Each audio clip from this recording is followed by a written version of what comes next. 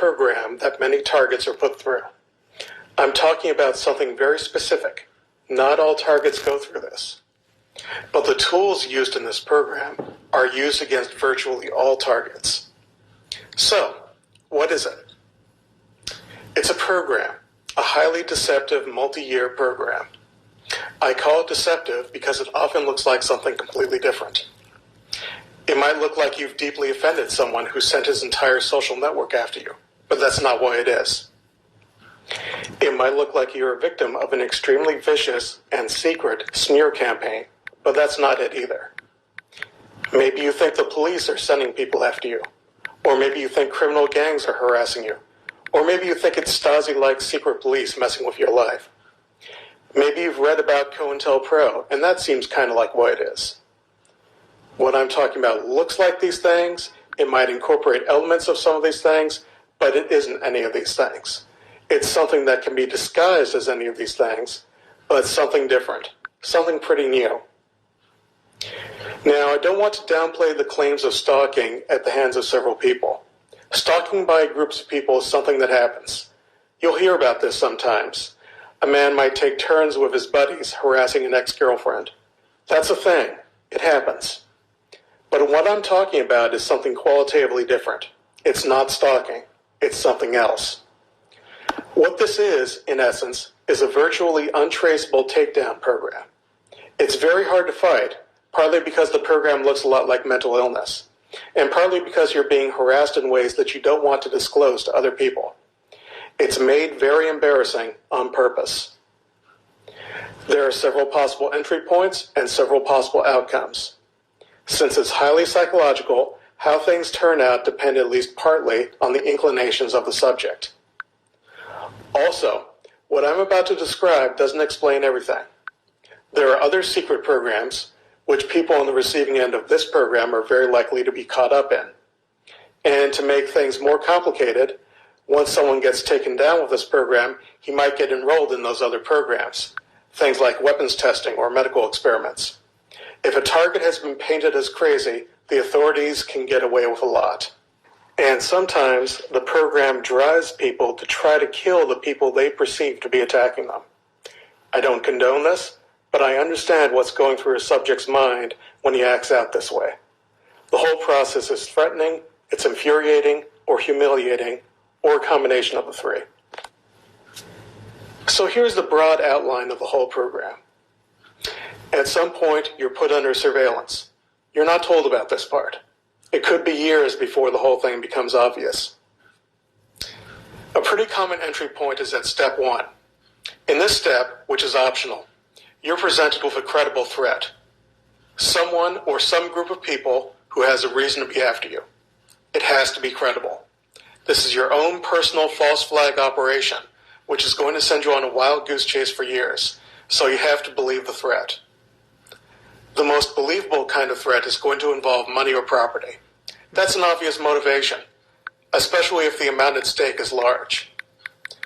Certain kinds of conflicts, usually involving money or property, can be seen coming years in advance. But it doesn't have to start like that. It could be you get into an online argument. Somehow they find out who you are in real life, or so it seems. Or maybe you snub a person in public, and so on. And again, your mind makes the connection. Here's a great example of what I'm talking about. Let's say you go out to the porch one morning when you wake up and see an empty styrofoam coffee cup on the top step. This happens several mornings in a row. Obviously, someone is coming to your house every morning and leaving a cup there. One morning you decide to get up really early and see if you can catch them. You check the porch, and there's nothing there.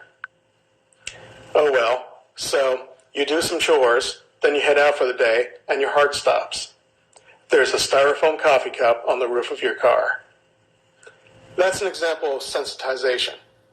You've been made aware that the coffee cup in this example is significant.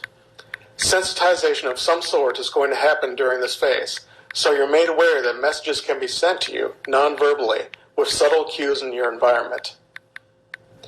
At this point, you've been made aware of the fact that you're being watched, and someone or some group of people is messing with you, Stuff is happening behind your back. Another thing that can happen behind your back, gaslighting. Objects aren't in their expected places when you look for them. And finally, you're made aware that large numbers of people are interested in keeping tabs on you. Quite a few people. You're getting vehicles that show up wherever you go, or people who show up on foot wherever you go. Step 3. Now a new, very threatening message is sent. Large numbers of people. This is a message that's being conveyed to you. It's only a message, but it's very convincing. Are not only keeping tabs on you, but they're watching you and don't like what they see. This is going to be hammered home with a handful of exceptional episodes, demonstrations of hostility which seem very sincere. Those demonstrations are very manipulative. You're supposed to remember them and file everything you see in the hostility box. So you're going to get commentary on your private actions at this point from lots of people, sometimes in real time. Not necessarily to your face. There might be well-timed car alarms or explosions in the distance, and so on. Step 4. An extreme harassment episode. Okay, this builds on all the previous phases. You've been made aware that lots of people are watching you, they're hostile to you, and they're speaking to you through this secret language. Now things take a terrifying turn. You get an extreme harassment episode involving hundreds of people, sometimes in a single day, in a highly coordinated way. But because you've been prepared to recognize what I would call covert signs of aggression, objects and events you've been sensitized to, unusual amounts of attention from people around you, street theater, nobody else is going to notice it. So this is all very disturbing, but it's invisible to everyone else, maybe even the people participating in it. A key characteristic of an extreme harassment episode is that there's no escape, no matter what you do. You might panic and flee. People will follow you everywhere. They'll be in your face no matter where you go. You might check into a hotel to get away from it all. People will check in next door almost immediately, and your neighbors will harass you all night. Another key characteristic is betrayal. People you trusted who didn't previously participate will join in. This is all very memorable. No escape. Everyone's betraying you. You're supposed to internalize that. Step 5. Okay, you've been broken in. You're now your own worst enemy. This might be about a year in. You're jumping at your own shadow. What really helps with this whole thing, this illusion that's being maintained, you might be hiding in your residence and only popping out when absolutely necessary, but someone will show up almost immediately. Someone will leave subtle signs of intrusion, even if you dash out just for a few minutes. This is the space invasion phase. Your personal space is being invaded. It directly follows from extreme harassment. You've made changes to your life that should make it much harder for them to get in, but somehow they get in. Depending on your situation, you might get break-ins even when you're asleep.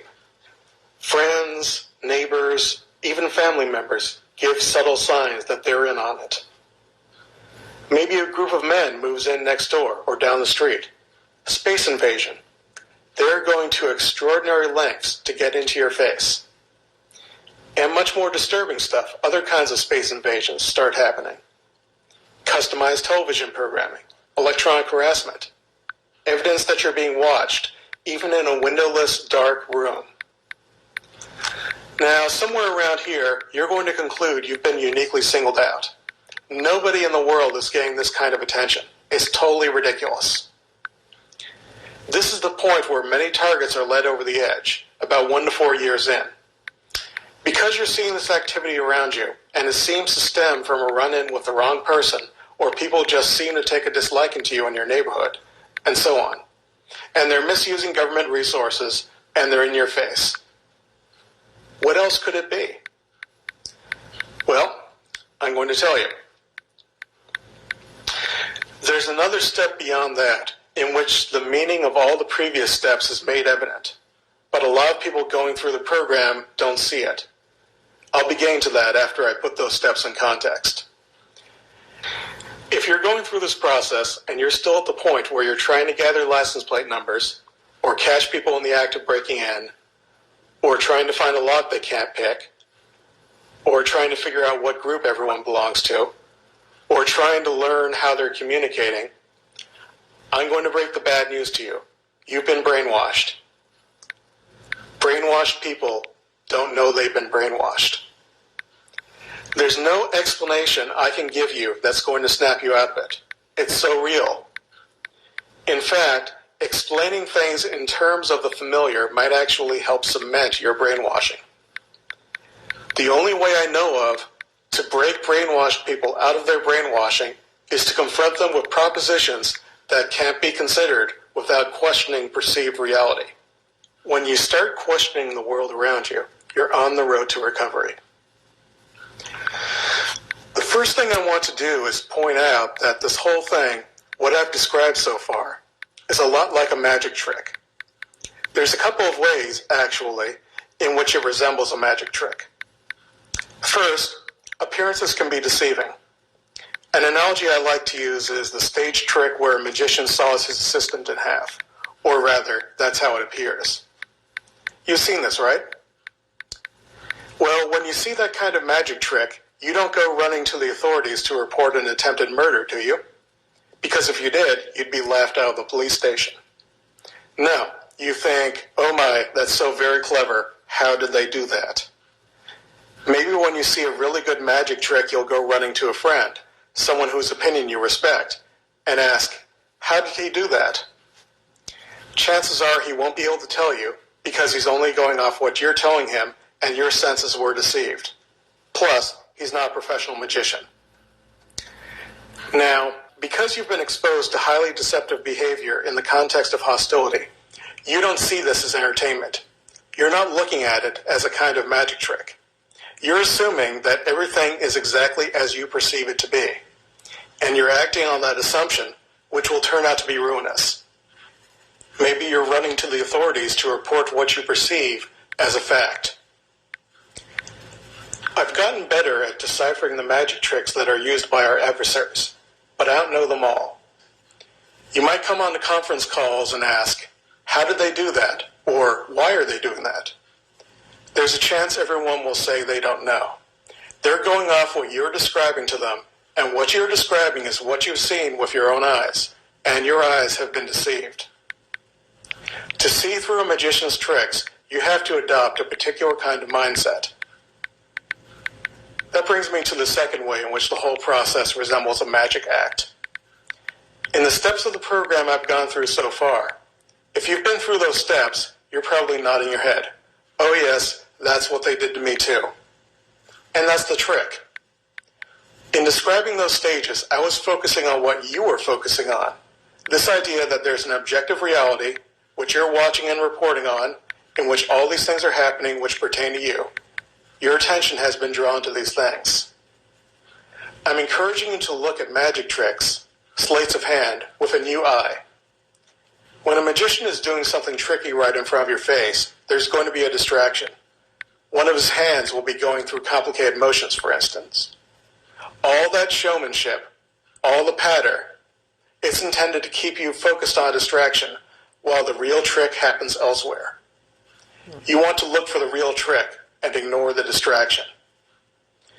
Instead of focusing on all the details of your environment, maybe you should pay attention to yourself. How much of this are you doing to yourself? Think about all the stress you've been through. Is the stress causing you to see things around you in a different way? Review the entire program. Instead of focusing on what they've been telling you, that you're guilty of something, or that your actions are hateful or ridiculous, or that lots of people are watching, or that you're in great danger, focus on how you're being manipulated. Look at the messages you're being sent, not individual episodes, but the big picture. Like, let's say you frequently overhear neighbors saying nasty things about you. Rather than focusing on those things, focus on the message. You're being told your neighbor has it in for you. Someone else, the person or organization that's running the whole thing, is sending you that message and messages like it. Those messages are very believable. You wouldn't believe that someone else, a third party, was counterfeiting those messages.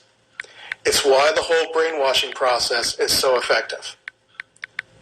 Once you start paying attention to what kinds of provocative messages are being sent to you, you can start resisting the psychological manipulation. Of course, manipulation is generally only effective when it's disguised as something else. Nobody's going to tell you, I'm going to get you to believe this and that and the other thing, and here's how I'm going to do it. They're just going to set out to make you believe those things. You only figure out that you've been deceived later.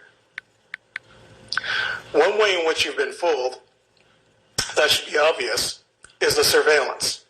You might have been watched long before you were made aware you were being watched. You were deceived that whole time. Here's something else to think about. You've been deceived about other aspects of your ordeal. Like, for instance, maybe you think you've deeply offended someone, and that's why his friends are all after you.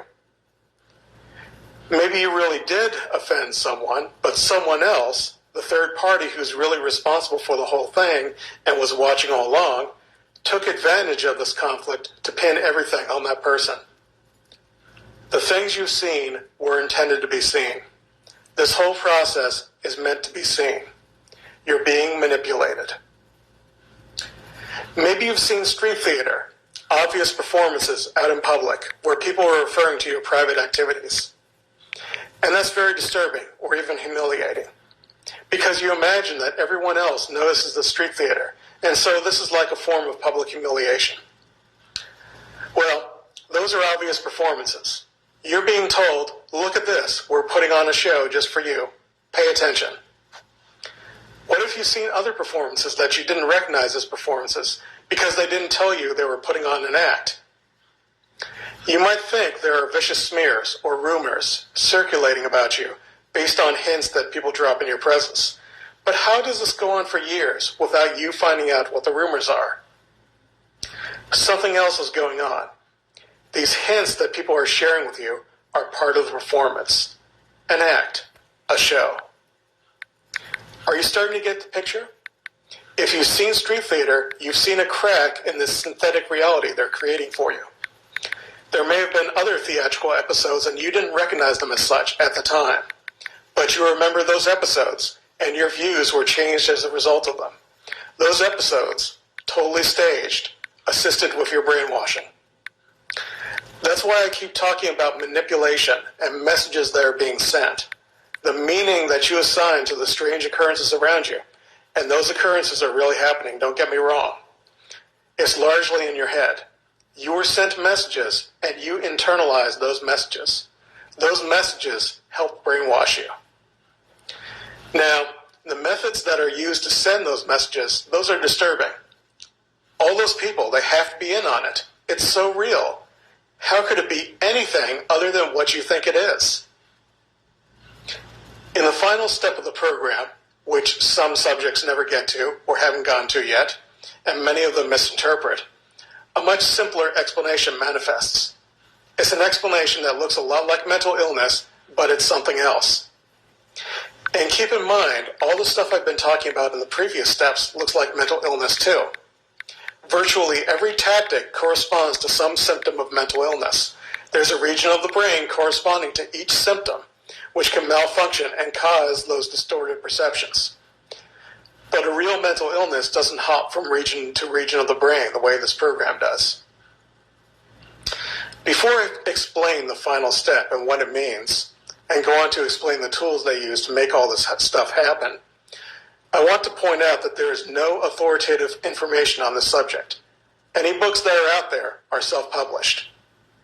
For instance, one book which is a favorite because it seems to offer vindication blames it all on vigilante gangs hired by corporations. But that book's self-published. The author is allowing you to think he has credentials he doesn't really appear to have. And it's completely lacking in any concrete allegations. It's basically just another tall tale, except you have to pay $20 for it. All the books out there on the subject and related matters are based on hearsay and speculation, or even flat-out lies. People believe the lies because they desperately want any kind of vindication. As long as the author seems to have credentials, they'll swallow any story that seems to match what they're going through. Those books are the author's interpretations of this program. Their interpretations. This is my interpretation, which is no less authoritative than theirs. Okay, in the final step, you get obvious electronic harassment. This is something that, or rather, the people you thought were after you could get their hands on. And again, there is deception here. Just as in the previous phases, where you got obvious, overt, in-your-face hostility with covert aggression later linked to it, you might get real bombardment with energy weapons. Later you'll be getting something else, but you'll think it's the energy weapons that were used earlier. At this point, all the pieces are in front of you. You just don't recognize it yet, but it's going to get increasingly obvious. You're going to be made aware that your mind is being read. This is quite shocking when you learn about it. Unfortunately, it seems, you're not allowed to know what's really happening until you're completely broke.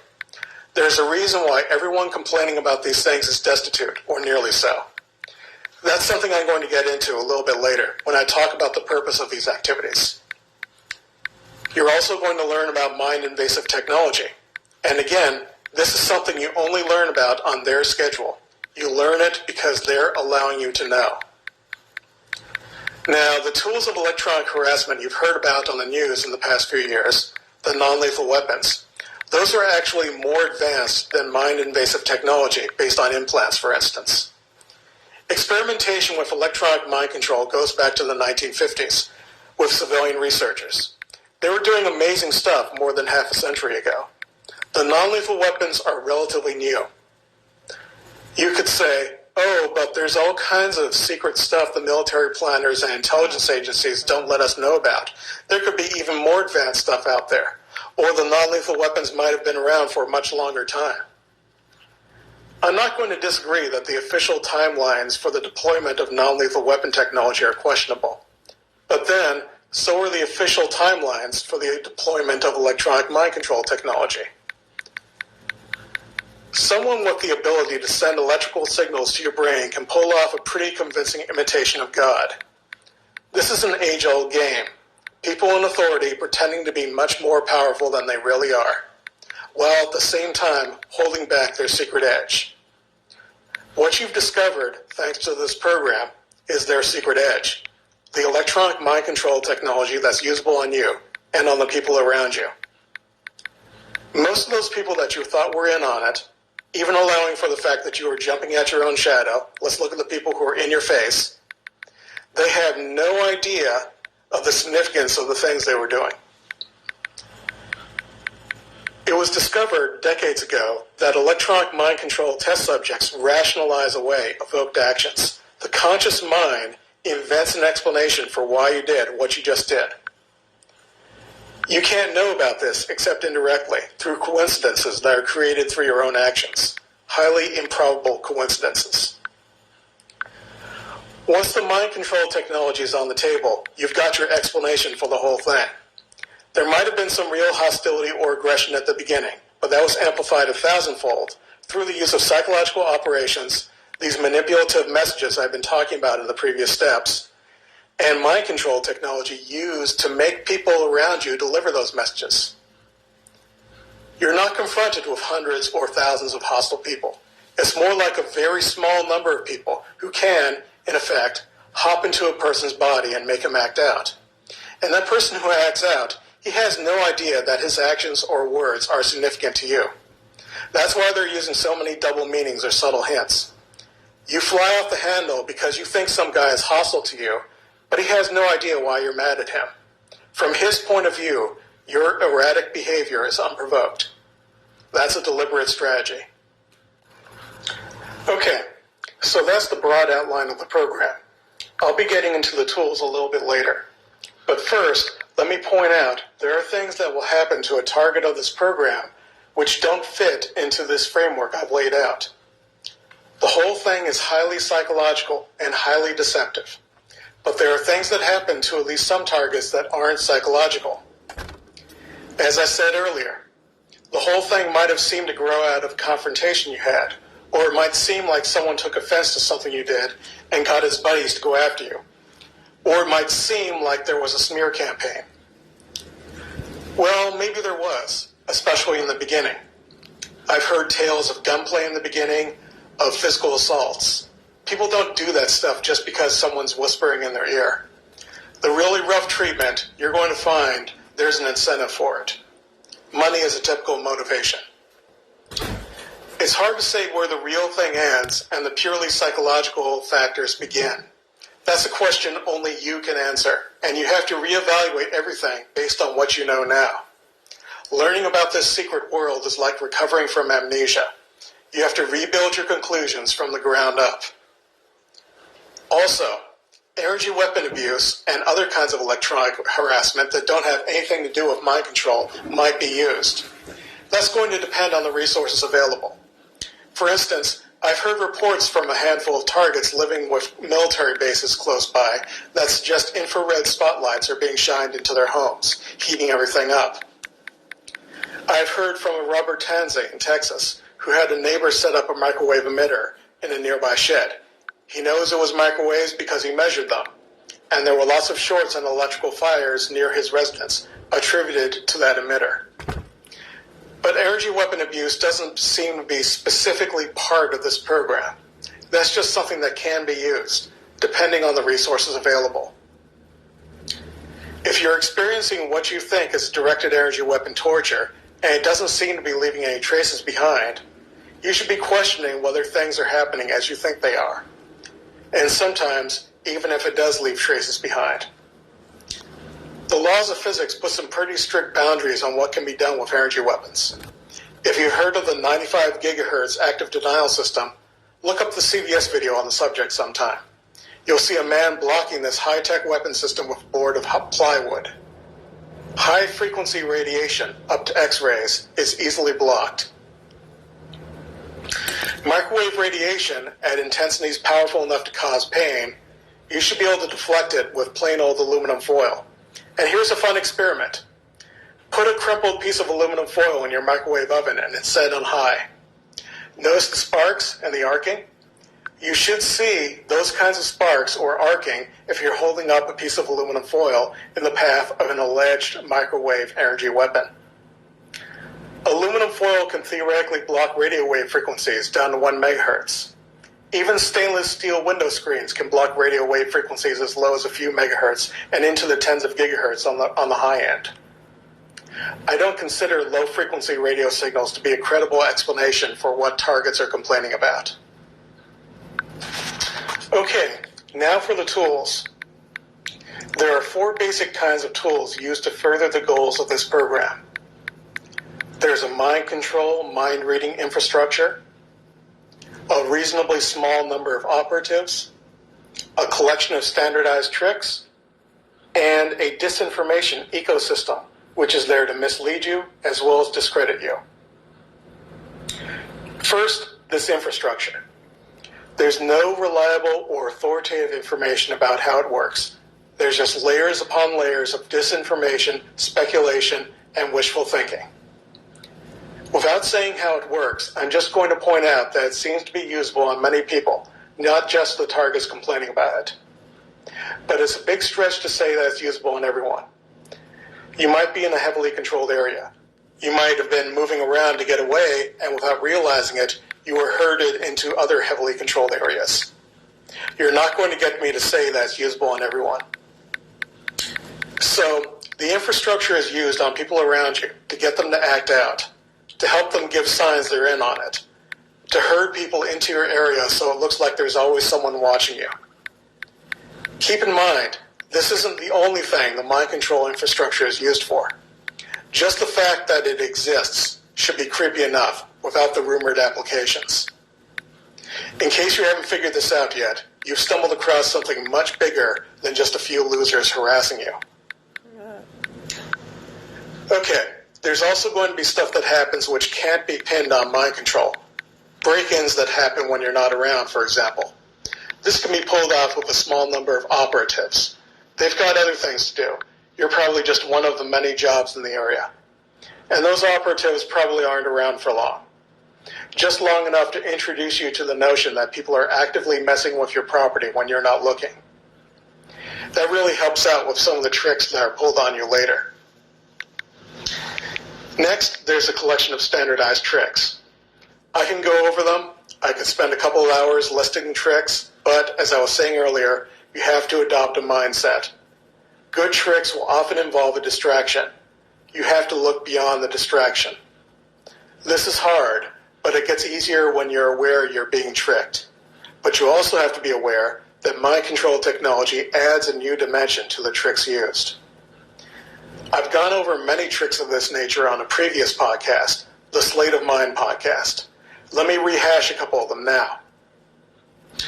Going back to this concept of operatives moving in nearby, remember, I said one purpose of the operatives is to teach you that people are breaking into your place.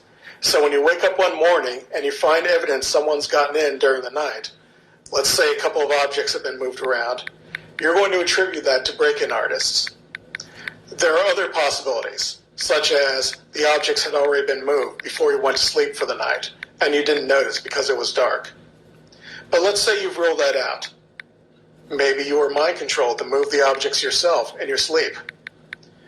But you attribute it to break-in artists who are somehow able to climb into top-story windows in the middle of the night in a residential neighborhood without anyone noticing. It's baffling to you, and it sounds crazy to others. Another one, a big category of tricks, is one that I call causality inversion. You do something, and there seems to be a major reaction to it. On television, for example.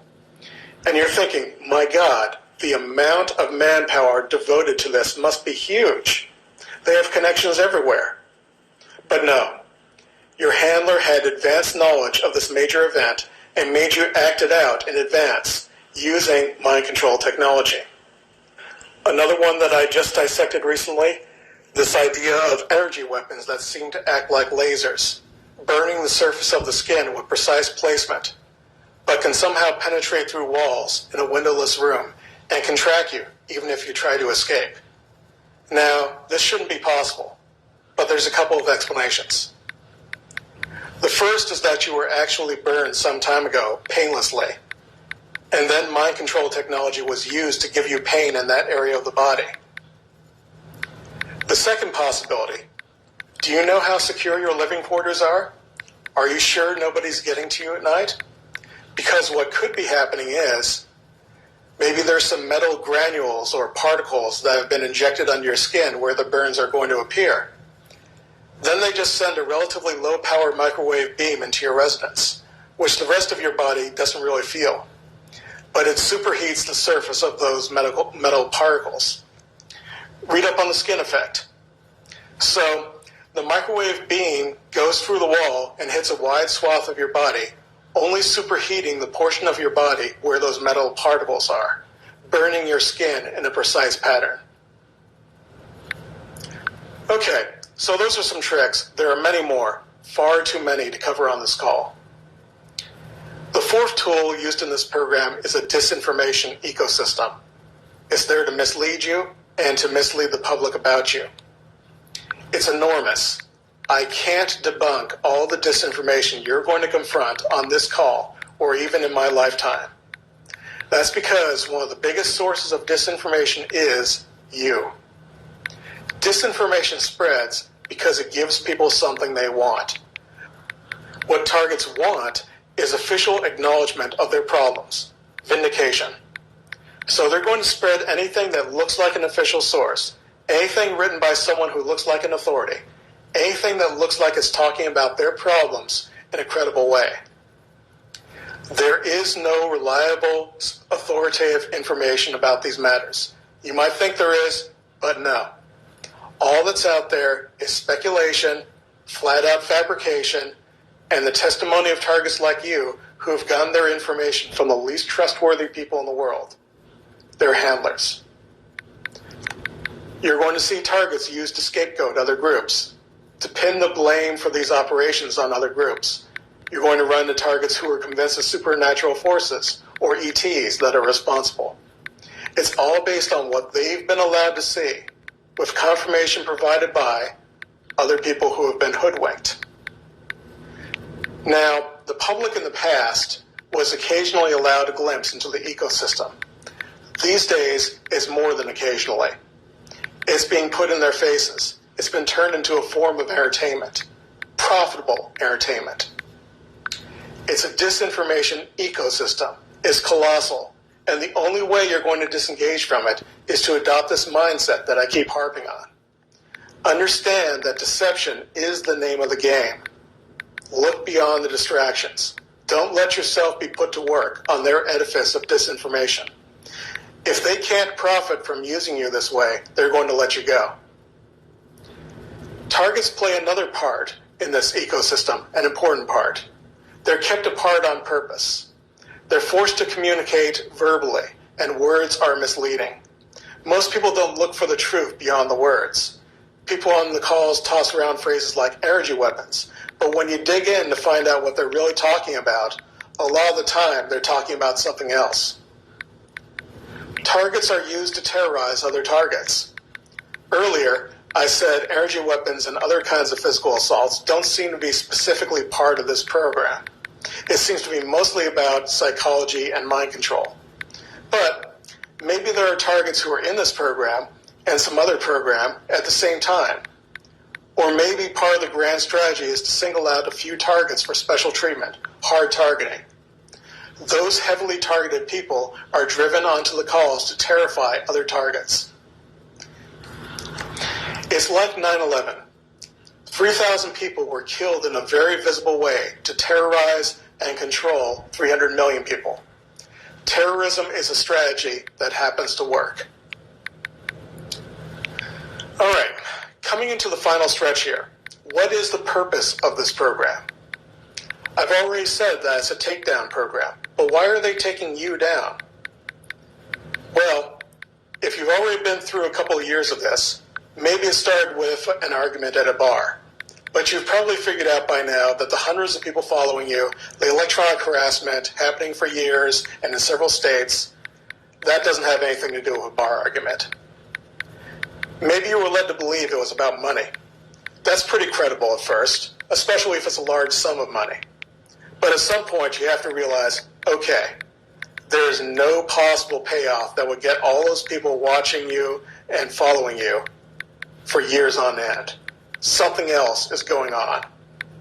Exactly. The stories you were led to believe about why you were targeted are probably just as much of a lie as everything else you've been told. But if you believe those stories, that really helps with the discreditation process, especially if you're saying it's about an invention or research you were doing or your art. Trying to answer the question, why me, will lead you to an answer that sounds like mental illness, delusions of grandeur. Now, I'm aware of some targets who really are special and really have to be kept down using this takedown program. They really are special. But I think those cases are an exception. To get an answer, you have to look at the whole system. The purpose of a system is what the system does. When you look at the efforts that go into demonizing targets of mind control abuse, you've even got Rachel Maddow putting on a tinfoil hat on a major network to portray an opponent as mentally ill. You start getting an idea. There's an old saying, follow the money. In today's world, that saying should be updated. Follow the ridicule. Distraction, disinformation, that's the way their game works. They build straw men with one hand and demolish them with the other to distract people from the real issues. The overall purpose of the program, and remember, it is only one program that's used against a relatively small number of people, is to make anyone trying to expose operations pertaining to mind control in the U.S. look ridiculous.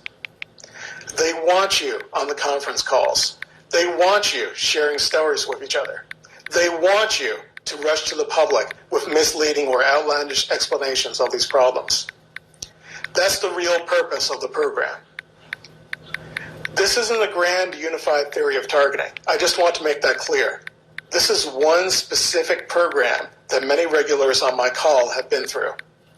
Some of those regulars have been through other programs. Some of them are being taken down for nefarious purposes. If you've been through the program, the entire thing or nearly the entire thing, now you know the truth about what can be done with electronic mind control. And now you know where they get their power, from their ability to grab your attention. If you're still struggling with neighborhood harassers or friends and family members who seem to be in on it, just keep in mind, things aren't necessarily as they seem.